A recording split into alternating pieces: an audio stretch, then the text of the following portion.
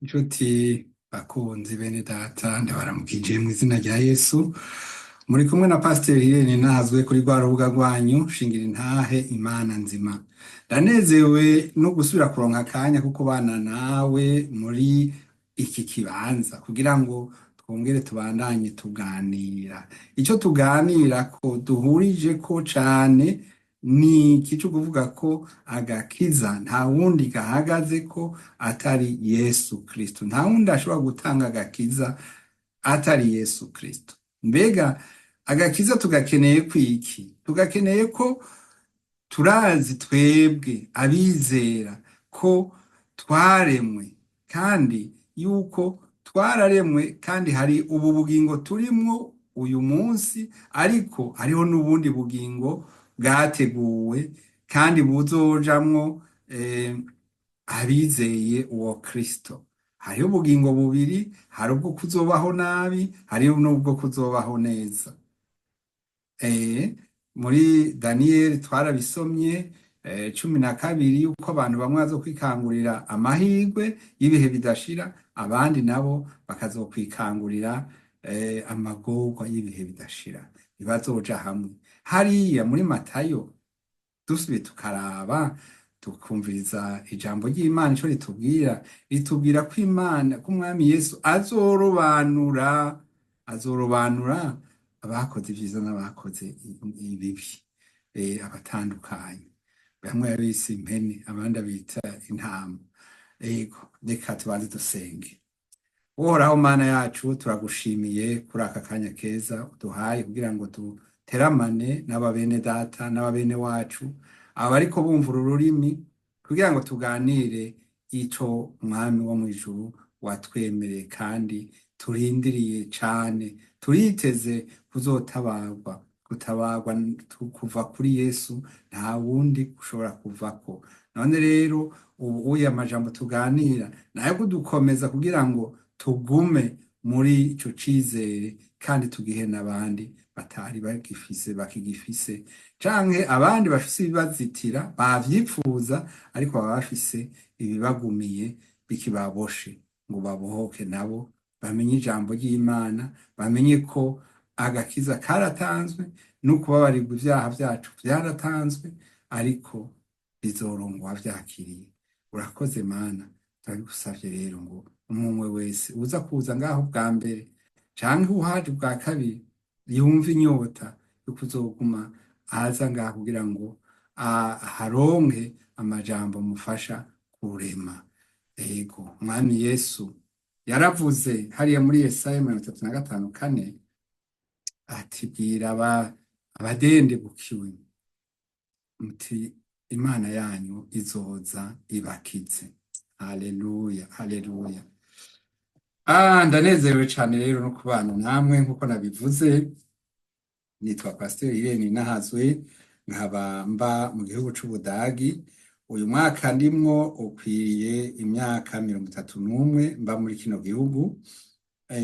Naje kumvo zitari zo kuzoguma ino, ariko kubera ivyagiye biba mu gihugu vyatumye nguma ngaha, ariko mu bisanzwe sivyo kuko hari ikindi Imana yari yaranteguriye. Nico ndiko ndakora no kumenyesha ubutumwa bwiza. Ejo bundi twaraganiriye dusoma ko Yesu yatumye intumwa ziwe ngo nimugende mukwire amahanga yose muyagire abigishwa banje, mubigishe vyose, ivyo nabageze vyose, ngo mve ndi kumwe namwe gushika ku mpera y'isi.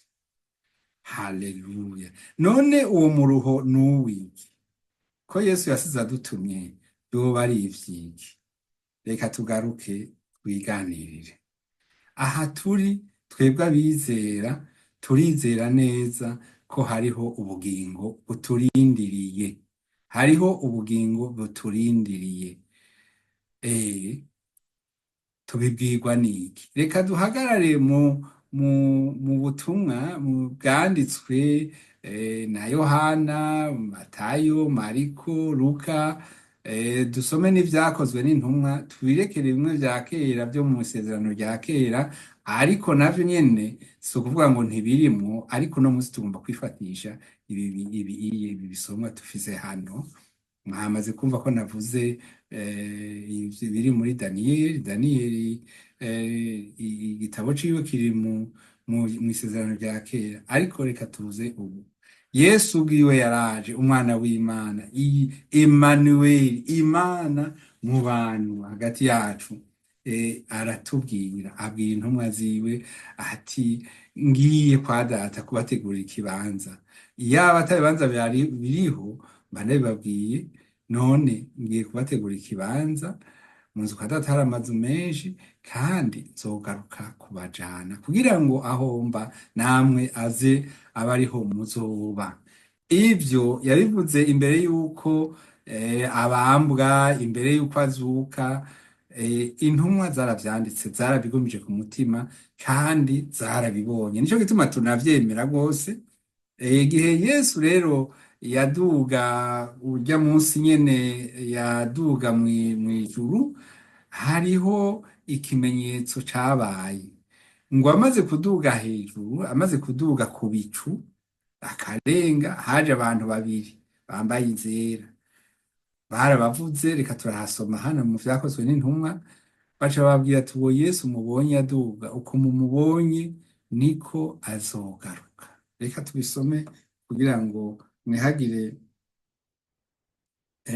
abumva umenga turatevye kubashikira ku jambo ry'ukuri. Ivyo tubisoma muri tubisoma mu vyakozwe n'intumwa, igice ca mbere akarongo k'icenda, ngo ahejeje kubabwira ivyo aca aduzwa mw'ijuru, bamuraba, haza igicu kiramufuka, ntibaba bakimubona. Bakirangamije mu kirere baraba ingene aduga, haboneka abagabo babiri bambaye amakanzu yera, barahagarara iruhande yabo, barababaza bati, yemwe bagabo b'i Galilaya, ni kuki muhagaze ngaha muraba mw'ijuru? Uyu Yesu akuwe muri mwebwe akajanwa mw'ijuru, azogaruka uko mumubonye agiye, uko mubonye agiye. Haleluya. Habaye ni kabiri rero. Yesu yarabivuze, yabivuze henshi, mugabo ibi nivyo twafashe kugira ngo uno munsi abe arivyo tuganirirako. Yesu yaravuze ati ngiye kwa data. Hariya iyo dusomye mu butumwa bwiza bwanditswe na Yohana 17, turasoma ngira ngo turasoma amajambo akomeye Yesu yavuze hariya mu gice ca 17. Reka tuharabe. Ubwa mbere Yesu yisengera, murumvize ivyo yasenze. Yesu ahejeje kuvuga ayo majambo, arangamiza mw'ijuru, asenga ati, Data, igihe kirashitse, nuheshe umwana wawe icubahiro, kugira ngo nawe aguheshe icubahiro. Wamuhaye ububasha ku bantu bose, kugira ngo aho ubugingo budashira abo wamuhaye bose. Ubu nibwo bugingo budashira, ko bakumenya wewe Imana y'ukuri yonyene, na Yesu Kristo uwo watumye. Naguhesheje icubahiro hano kw'isi mu kurangiza igikorwa wampaye. None Data, mumpe ca cubahiro nari mfise ndi kumwe nawe imbere, numpe ca cubahiro nari mfise ndi kumwe nawe imbere yuko isi ibaho. Iryo ni isengesho yisengeye. Iryo yasengeye intumwa naryo rirabandanya. Yesu asengera abigishwa biwe, arabandanya ngo narakumenyekanishije kubo wampaye, ubakuye mw'isi, baraba urabampa, kandi bumviye ijambo ryawe. ubu barazi ibyo mfise byose ko ibyo mfise byose byavuye iwawe, kuko nabahaye amajambo wampaye kandi barayakira. Bamenye badakekeranya ko naje mva iwawe, kandi bizeye ko ari wewe wantumye. Ndabasengeye, sinsengeye isi, ariko nsengeye abo wampaye, kuko ari abawe. Abanje bose ni abawe, kandi abawe bose ni abanje, kandi icubahiro canje kigaragarira muri bo. Jewe ngiye kuva mw'isi nze aho uri, ariko bo baracari mw'isi. Data wera, bazigamire mu bushobozi bw'izina ryawe, rimwe wampa kugira ngo babe umwe nk'uko wewe nanje turi umwe. Haleluya. Nkiri kumwe nabo, nabazigamiye mu bushobozi bw'izina ryawe rimwe wampa. Narabarinze, kandi nta n'umwe muri bo yazimiye kiretse umwe yategerezwa kuranduka kugira ngo ivyanditswe bishike. Data, ubu ndaje aho uri, ariko mvuze aya majambo nkiri mw'isi, kugira ngo bagire umunezero wanje, kandi bawugire wuzuye.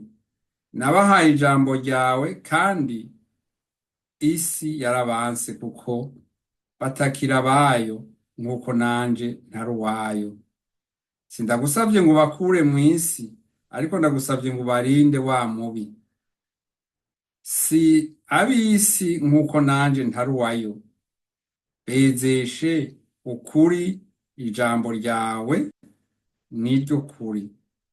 Nk'uko wantumye mw'isi, nanjye ndabatumye mw'isi, ku bwabo ndiyeza kugira ngo nabo bezwe mu kuri. Haleluya. Ibi yari n'isengesho rya Yesu yasenze asengera abigishwa biwe. Turiko turaganira kuko turizeye ko tuzozuka. Yesu yarabitubwiye, inzandiko zirabitubwira. Ngaha turi mu majambo atwemeza neza yuko ivyo bihe vyahanuwe, kandi biriko biradushikira. Reka dusome mw'ibaruwa Pawulo yandikiye Abanyatesalonike 4. Kuko inyuma yaho Yesu adugiye, habaho impuha nyinshi kugira ngo babateshe umutwe abantu bihebure, mbere bibaze nuko ivyo biteze vyamaze kuba, bobo bari mu basigaye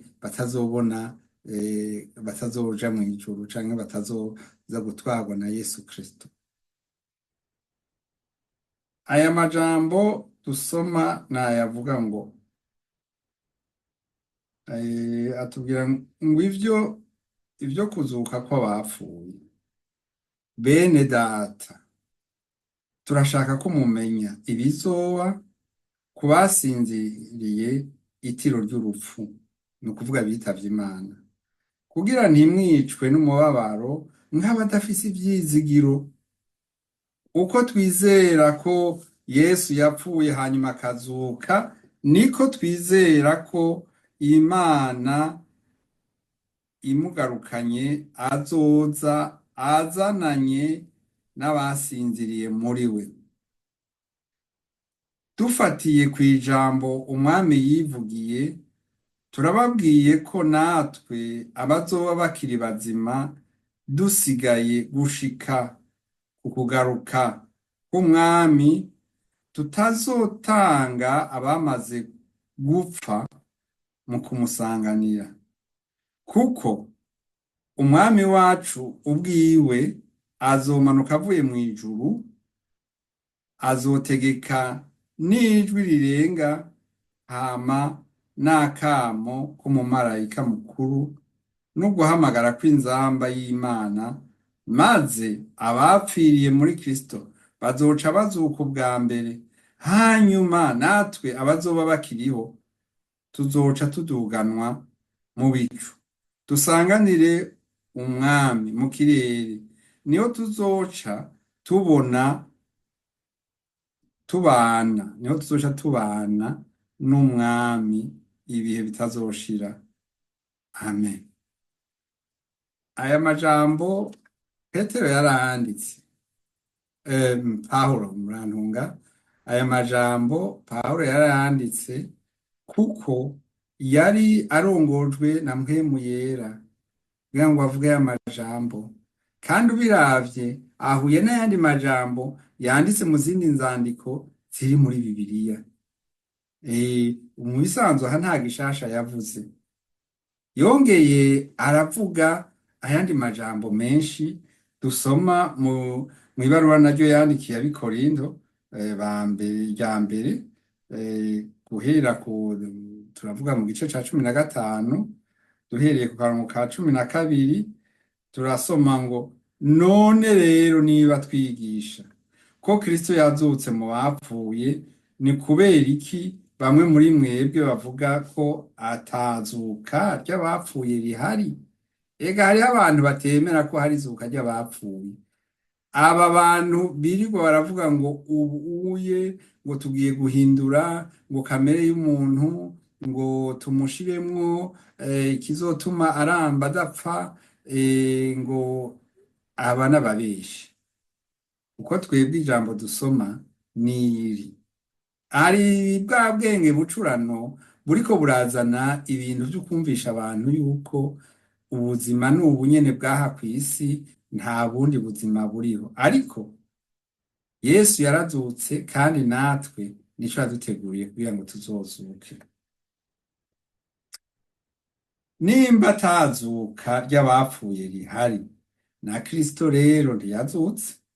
Kandi nimba Kristo atazutse, inyigisho zacu ni iz'ubusa, kandi n'ukwizera kwacu ni ukw'ubusa.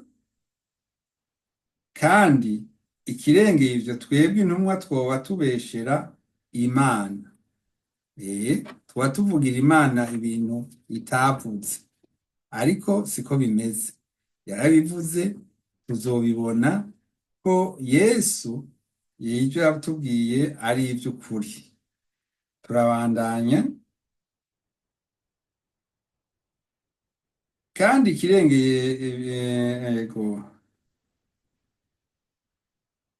ikirengeye ivyo, twebwe intumwa twoba tubeshera Imana, kuko twama dushinga intahe ko Imana yazuye Kristo mu bapfuye. Koko nta zuka ry'abapfuye rihari. Twoba tubeshera Imana niba Imana itamuzuye mu bapfuye, kuko nta zuka ry'abapfuye rihari. Kandi nimba abapfuye batazozurwa na Kristo, ntiyazuwe mu bapfuye. Nimba na Kristo atazutse, ukwizera kwanyu ni ukw'ubusa. Muracagendera mu vyaha vyanyu, n'abapfiriye muri Kristo ntibazosubira kubaho. Nimba ivyizigiro vyacu muri Kristo ari vy'ubu buzima gusa, turabahombe gusumba abandi bantu bose. Ariko koko Kristo yarazutse mu bapfuye, maze nk'ivyeze ubwa mbere aba icemeza ko abapfuye bazozuka. Ukuzuka kwa Kristo kwatubereye ikitwemeza ahubwo ko na twebwe tuzozuka. Benshi barabibaza bati, none bizogenda gute? Bakabishira mu mutwe w'umuntu kugira babitahure. Nta wundi yoduha inyishu atari ijambo ry'Imana. Aha nyene muri iki gisomwa cyo ibaruwa rya mbere ryandikiwe ab'Ikorinto ku gice ca 15, niho tuza gusanga hariho iri jambo, aya majambo akurikira. Reka tuyasome, mugire umwete tuyasome. Ngo ico ngomba kubabwira bene data, nuko uwo mubiri twambaye utazoragwa ubwami bw'Imana, kandi ibibora byose ntibizoragwa ibizohoraho. Ariko reka ndababwire ibanga rihambaye, ntituzopfa ahubwo tuzohindurwa ukundi, bizoba mu kanya isase, nk'uwukubise urugohe igihe inzamba izovuga. Niyavuga abazoba barapfuye bazoca bazukira kubaho ibihe vyose. Natwe tuzoba tukiri bazima tuzoca duhindurwa ukundi. Uyu mubiri wacu ubora uzoca wambara ukutabora, kandi uwo mubiri wacu upfa uzoca wambara ukudapfa. Maze uwo mubiri ubora umaze kwambara ukutabora, n'ugupfa kwawo kukambara ukutapfa, niho ibi vyanditswe bizoba bishitse ngo urupfu rwamizwe n'intsinzi. Warupfuwe, intsinzi yawe iri hehe? Warupfuwe, uruboyi rwawe rurihe? Haleluya, haleluya. Muri kino gihe turiteze kugaruka k'umwami wacu Yesu Kristo. Hari amajambo yavuzwe kandi abantu barayavuga canke bakaca iruhande kubera ko novuga nti atariko arabashikira aho bagomba ko abashikira. Reka dusome ivyanditswe mw'ibaruwa iyi nyene, mugabo ibaruwa ya kabiri Pawulo yandikiye Abanyatesalonika, avuga ingene bizogenda. Muri iki gihe araza kuvuga, muri iki gisomwa turaza kubona neza yuko avuga ivyerekeye ishengero ry'Imana riri i Yerusalemu. Nababwiye ntituza kuguma mw'isezerano rishasha, ariko ivy'ingoro ishengero ry'Imana riri i Yerusalemu ryubatswe na Mose na Salomo kera, biri mw'isezerano rya kera. Salomo, Dawidi yari yaripfuje kubakira inzu Imana, yo guhimbaza Imana, yo gutanga amashikanwa, hanyuma Imana iramwangira, wewe wakoze ibibi vyinshi, washeshe amaraso menshi, si wewe uzonyubakira, umwana wawe niwe azoyubaka. Kandi nitwo vyagenze. Ariko Dawidi, mwibuke ko yari umuntu umutima wiwe uhimbara Imana. Yaramufashije, yararondeye ibikoresho vyose abisiga ngaho. Imana igeze kumwimbura, Salomo rero arayubaka. Ingoro ya mbere yarasambuwe, iya kabiri irubakwa, nayo nyene irasamburwa. Iya gatatu ariko ntirasubira kubakwa, kandi hariho abantu benshi bayirindiriye.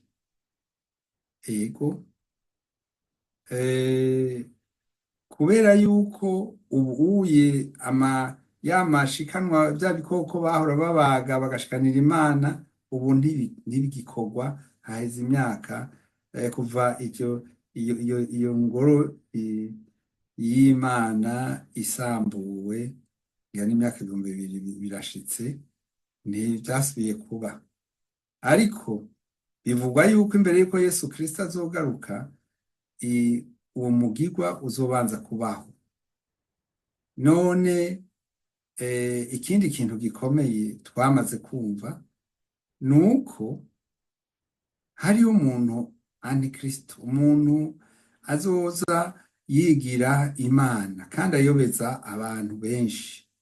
Uyo rero azogenda muri iyo shengero rizoba rimaze kubakwa, aheze avuge amajambo menshi, mbere wenyene ubwiwe yiyite Imana. Aho hantu havugwa narahagiye.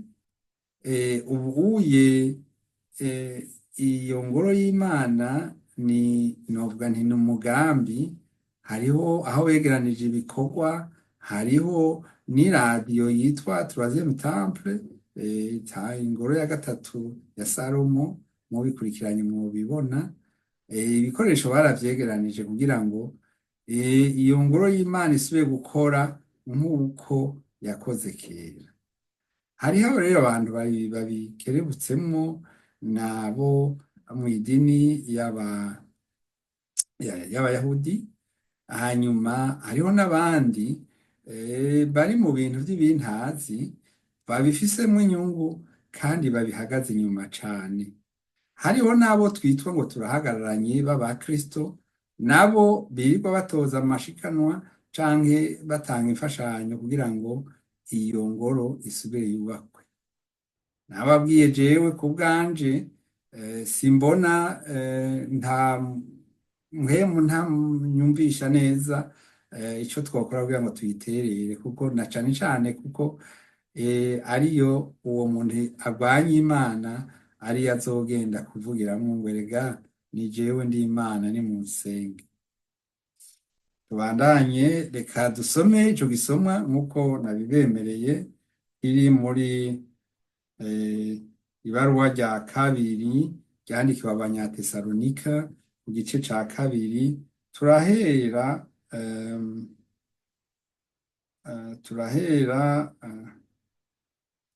ku murongo, reka duhere ku murongo wa mbere. Kudahagarikwa imitima no kugaruka kwa Yesu. Nababwiye ko muri ivyo bihe, mu gihe c'intumwa, haraba urukurukuru rwinshi, batereka mwe mwarasigaye, mwebwe mufise ibibazo, abantu bagahagarika umutima, nivyo. Ariko reka tuje kw'ijambo. Bene data, ku bijanye no kugaruka k'umwami wacu Yesu Kristo hamwe n'ingene tuzomusanganira tukabana nawe, turabinginze ngo ntimunyiganyige canke ngo muhagarike imitima kubera inyigisho womenga zivuye kuri twebwe, vyaba biciye mu buryo bwo kuvugishwa canke mu majambo canke ikete. Zibabwira ko umunsi w'umwami wacu umaze gushika. Ntihagire uwubabesha mu buryo na bumwe, kuko uwo munsi utazoshika kurwanya Imana kutabanje kugaragara, kandi na wa muntu w'umugarariji atarahishurwa, uwagenewe kuzoranduka.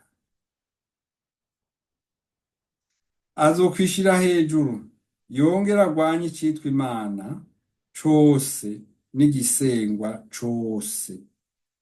Mbere azokwicara mu rusengero rw'Imana yiyite Imana wenyene.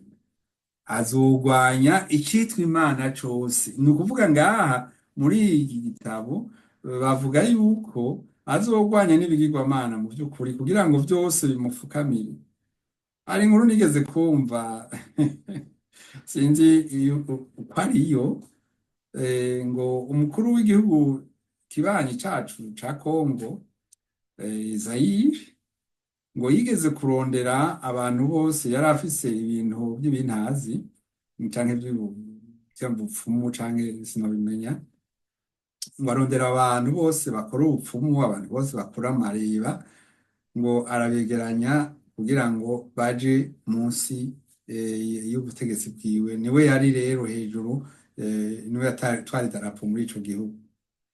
N'uyu azoza ameze nk'uko, azocinyiza canke azotegeka izindi mana zose, ivyigira Imana vyose, hanyuma aheze ace agenda mw'ishengero ry'Imana wenyene yivuge ko ari we Mana. Ego. Ariko ivyo bintu ntibiragera kuba, habuze ibintu bike. Harabuze iyo ngoro y'Imana, harabuze kandi ngo hariho n'ikindi ndaco ndakibabwira mu kanya. Ego, nashaka kubabwira yuko abantu bamaze kugarariza Imana. Mwarabonye muri iyi minsi iheze, iyi myaka iheze gatoyi, ingena abantu bahagurutse bagahakana Imana ku mugaragaro, bakaririmba bahimbaza yuko abantu bobaho uko Imana itabitegetse.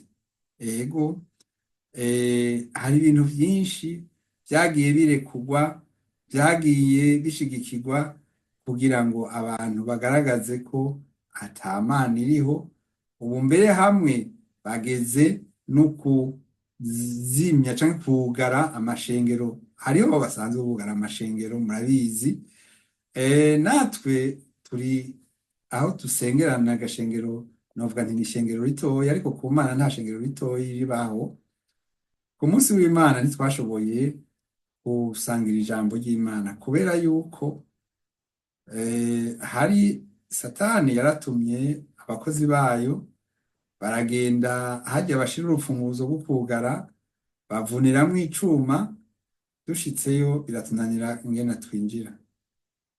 Twarabwiye Imana tuti urabona ko twatonze urugamba, ariko ntidushitse aho twagomba gushika, ariko Imana yacu yaratubonye. Rero kumbure aho uri nawe ushobora kuba uri mu ntambara, birashoboka, ariko wihangane kuko uru rugamba rugiye guhera vuba. Yego, hanyuma reka dusubire dusome irindi jambo ribandanya aho nyene. Mbega ntimwibuka ko nkiri kumwe namwe ibi nahora ndabibabwira, kandi murazi igitumye ataraza ubu, ari kugira ngo azohishurwe igihe gikwiye. Igituma ataraza nuko ishengero ry'Imana rikiri ngaha, ariko ntibitevye uko tubibona. Uko tubona ibintu ntibitevye. Nico gituma imbere yuko duheza iki kiganiro canke duhagarika kuri iki kiganiro tukagigeza aho tugigejeje uno munsi, tuzobandanya kubana namwe. Reka dusome ya majambo ari muri Yohana, amajambo atubwira ingene dushobora gukizwa. Yego, turasoma Yohana 3 kuva ku gice ca 16 tugeze no kuri 18. Kuko Imana yakunze, reka duhere mbere kuri 14. Nk'uko Mose yamanitse inzoka ku giti mu bugaragwa, niko n'umwana w'umuntu ategerezwa kumanikwa. Uwo ni Yesu, kandi yaramanitswe kugira ngo uwumwizera wese aronke ubugingo budashira. Ego, kuko Imana yakunze abantu abari kw'isi cane, bituma itanga umwana wayo w'ikinege, kugira ngo uwumwizera wese ntaranduke, ariko aronke ubugingo budashira. Erega Imana ntiyatumye umwana wayo kw'isi gucira urubanza abari kw'isi, ahubwo yamutumye kugira ngo ibakize biciye muri we. Uwizeye umwana w'Imana ntashobora gutsindwa n'urubanza, ariko utamwizeye wese canke utamwizeye wese aramaze gutsindwa n'urubanza, kuko atizeye izina ry'umwana w'ikinege w'Imana. Nshuti bavukanyi, bene data, kwari kugira ngo twibukanye uno munsi aya majambo, uyagumye ku mutima, uyazirikane, wirabe aho uhagaze. Abanyabyaha ntibazoja mw'ijuru, ibyo murabizi. abatizera ntibazoja mu ijuru, abicanyi ntibazoja mu ijuru, ibijora ntibizoja mu ijuru, abarozi ntibazoja mu ijuru, ababeshi ntibazoja mu ijuru, n'ibindi n'ibindi murabizi. Ariko ndabahamagarira ngo mwizere Yesu Kristo umwami, ko Yesu Kristo ari umwami n'umukiza wanyu canke wacu, w'abantu bamwizeye. Yesu azoza gutora abamwizeye, ntazoza gutora abatamwizeye. Nuko ndabifurije umugoroba mwiza aho muri hose, mu bice bitandukanye vyo muri Afrika no mu Burayi no muri Amerika, Aziya na Oceania. Yesu abahezagire. Uhoraho Mana yacu, turagushimiye kuri aba bavukanyi, aba bene data, abakunzi bakurikiranye kino kiganiro. Savye ngo aya majambo uyahe inkomezi nkamwe nka za nkomezi washira muri ryabuye. Mana, ibuye Dawidi yateye Goliyati ryatumye umutwe wiwe uneshwa. Natwe turateye ibuye kugira ngo inkomezi za wa mugwanizi zisanzare, zineshwe, ziburizwemo. Tubigusabye tukwizeye, ni mu izina ry'umwami wacu Yesu Kristo. Amen.